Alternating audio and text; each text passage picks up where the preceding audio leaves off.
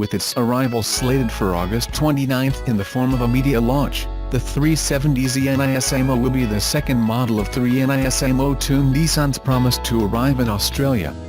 With the GTR NISMO already having made a strong impression, anticipation for the 370Z is building, with the third model still only rumored to be the Nissan Juke. If the US specs sheet of the 370Z's 2018 update is anything to go by, Australia can expect a choice between 6-speed manual and 7-speed auto, with the manual featuring Nissan Synchro Rev Match Automatic, though killable, throttle blipping system. Also found on the US version is a high-performance Exetti clutch, retuned double wishbones at the front and retuned 4-link suspension at the rear, plus higher spring and stabilizer bar rates. The 14.0-inch front and 13.8-inch rear NISMO Sport brakes are also on the cards though, with nothing confirmed yet for Oz. Some changes may be made. The US has had access to the NISMO-tuned 370Z since last decade, though the 2018 update is set to pack 261 kilowatts per 374 Newton-meters. That doesn't mean we'll see the same figures, as Oz tends to receive somewhat muted wattage in its deliveries. Though nothing is confirmed, road tested a 370Z NISMO last year, which we were told had 253 kilowatts per 371 Newton-meters. On the plus side, Nissan Australia has already revealed that the 370Z won't be a limited edition model. Though it admits the market for two-seater sports cars isn't enormous, it says everyone who wants to buy a 370Z NISMO will be able to. As for price, Nissan hinted the premium over a regular 370Z would be around $10,000, which sits it in the $65K-$70K range. Nissan Australia Managing Director Richard Emery had previously confirmed we'd see the 370Z this year, though not set a date, and even said the Juke could be the third model in Australia's NISMO lineup. There is Juke NISMO available globally, so we're looking at how that might work, but there are a number of different versions of that, Emery recently told. Wishing to fully immerse journalists who will write about the brand new 2018 Subaru Crosstrek and its new standard X mode feature in the intended terrain the new design shines in, the great outdoors, Dominic Infante, National Manager of Product Communications for Subaru of America, developed Camp Crosstrek and chose the back roads, highways, and byways in and around Edgewood to host base camp and a 200-mile, 6-hour test drive as part of the U.S. launch of the vehicle. We've got 55 journalists from every state in most major automotive magazines, Popular Mechanics, Car and Driver, Motor Trend. Infante, who is based out of Cherry Hill, New Jersey, said, "We brought them here for 2 nights and there are 2 aims. One came in Monday, Tuesday they drove, and Wednesday, they're leaving. Another group arrives Wednesday, drives Thursday, and fly home Friday. With 25 sleeping tents, 2 bar areas, meeting tents, a presentation tent, check-in tent, and Camp Crosstrek photo op set up in a Boulder Canyon meadow, journalists will camp, drive, hike, fish, take in a bit of archery, if they wish, and, of course, drive. We see a lot of Subarus used out here," Infante said. "The lifestyle out here closely matches that of our owners. They're outdoorsy. So I did wood. We wanted a place we could go off-roading so we can show what the car is capable of," Infante said. "Almost half the time we'll be driving off-road." Subaru X Mode is a software program designed to give more traction and control in tricky terrain. X Mode helps in hill descents, very steep declines, Infante said. "This area had all that. We wanted something around Mount Rushmore, but there are not a lot of hotels right there, so I thought, what if we stay in tents?" Infante said that somehow, loaning a journalist a Subaru to drive through Detroit doesn't have the same effect as loaning a journalist a Crosstrek to drive around Edgewood. "I want to bring a sense of adventure to these launches," Infante said. "In Detroit, you're not able to take it off-roading. I want to mimic what our owners actually do with the cars." Infante said that hands down, most other launches are done in 4-star hotels. We did the original launch of the brand new Crosstrek 5 years ago in Hawaii, Infante said. It created a whole new segment. A year after it was launched, it climbed to our third best-selling vehicle. For those who are from big cities, doing a launch in Deadwood is quite a treat. I only had one journalist say they absolutely would not come here, and I totally understand. This isn't glamping. We have 5 people here from Japan, and they think it's great to see open country like this, as opposed to Tokyo, Infante said. The real beauty in South Dakota is that we get on gravel roads that go for miles and miles. Our cars do really well on dirt, so we want to be off-road as much as we can because we can have this luxury.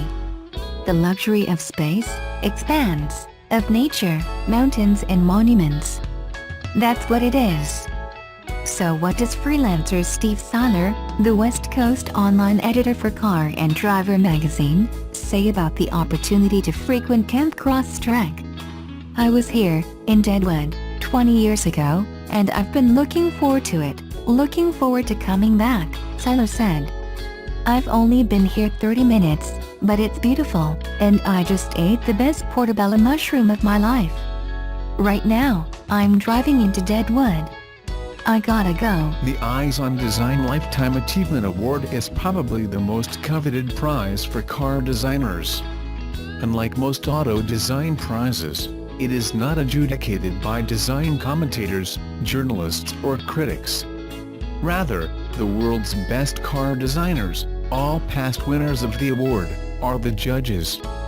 Winners include Marcello Gaudini, former chief designer Bertonian of the Lamborghini Miura and Countach, and Bruno Sacco, the great Mercedes-Benz design classicist.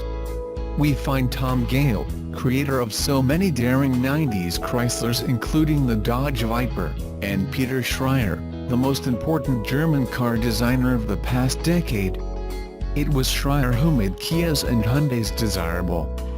He transformed them from lumpy eyesores into stylish alternatives to European and Japanese cars. Chris Bangle's inclusion may be more controversial. He was once widely regarded as the Antichrist of car couture as he flame-surfaced previously genteel and graceful BMW saloons.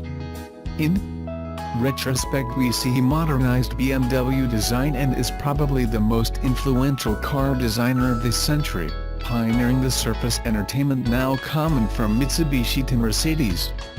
The inclusion of Patrick Lecumant, the visionary ex-Renault design director, is obvious. Other past winners include Giorgetto Giugiaro and the late Sergio Pininfarina. So when this elite group salutes you, it's fair to assume you know your E-types from your Allegros, and your Dinos, DSs and D-types from your PT Cruisers and Pontiac Aztecs. Only one Japanese designer has won the award, Nissan's Shiro Nakamura. Now when you look at the latest tangle of angle Lexus SUVs, over ornate new Hondas and fuzzily styled Toyotas, it is perhaps no surprise that Japanese winners are rare, although Mazda's design chief Ikuo Maeda is doing great work. I've always admired Nakamura. The likable 66-year-old is in many ways an old-school car designer, modest, gracious and good-mannered, invariably elegantly attired in fine suit and tie. He joined Nissan at the start of the Carlos Ghosn revolution almost 20 years ago and helped transform the company, becoming the most influential Japanese car designer. I wanted to elevate the role of design within Nissan and within Japanese car companies, he told me. Carlos Ghosn understood the importance of design. Shiro retired from Nissan at the end of March and will now have more time playing bass in his jazz band and making violins, a hobby. He'll get to play his cello more too. No doubt he'll also pick up some juicy design consultancies. I had dinner with Nakamura in Tokyo a few days after his retirement was announced. We dined with Patrick Lecumant, who recommended Nakamura to Ghosn as the man who could revolutionize Nissan design. Now I don't pretend to like all recent Nissans. Rather, what I admire is the astonishing variety and boldness of these Shiro-era cars. Many have defined sectors and changed the car industry. They include the cartoonish but globally successful Juke. There's the influential cash cow that pioneered the modern mid-size crossover. We see big front-engine muscle cars, the wonderful GTR, and stylish sportsters such as the 350Z. This was Shiro's first Nissan and signal of the transformation to come. We see the strange but practical Cube, popular in Japan, and the Leaf, the first modern electric car from a mainstream car maker. The new Micra is one of the finest looking Supermanus. Plus we find some highly original concepts. I particularly like the Pivo 2 electric runabout. Its rotating cabin and 90-degree pivoting wheels gave unsurpassed urban maneuverability. Shiro loves London. When he searched for a location for his European design headquarters, he chose a former British rail maintenance depot in Paddington. Nissan remains the only major car company with a large London studio, the only auto company to benefit, day by day, from the cultural richness and stimulation of Western Europe's biggest, most vibrant and most diverse city. I looked at Germany, Italy, France and Spain, but there you get ideas that reflect German or Latin design. London gave me really international thinking. It can't be a coincidence that the two most successful Nissans of the past decade, the Qashqai and Juke, were both Paddington proposals.